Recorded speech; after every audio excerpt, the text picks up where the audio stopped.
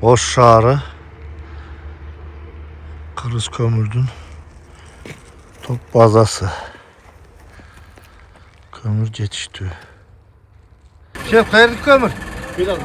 Bilemez. Qanday o'tadi? Yaxshi o'tadi kömürler. Bizi bile ya yaşlı. Ya Murkuda oldu elde qanday olata? Ya burada emas. Burada şart bir portelde günlük portel satmışlık aldı. Yaşlı oldu da. 3 portelmen bir gün 2 gün kaldı aldı canım kömürünü. Yaxşı emas.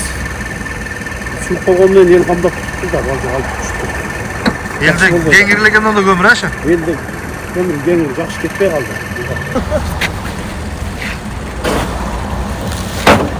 Aka kömür qanday olata? Yetiştirib olata? Yetiştiriyor. Yok da Xudo saqlasin, bor. Любой момент kelib olib o'tasizlar. Bunda satılmayla turat kömürler. Türet.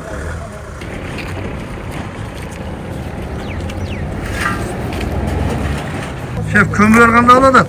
Satılışı. Satılışı şu turağız bana.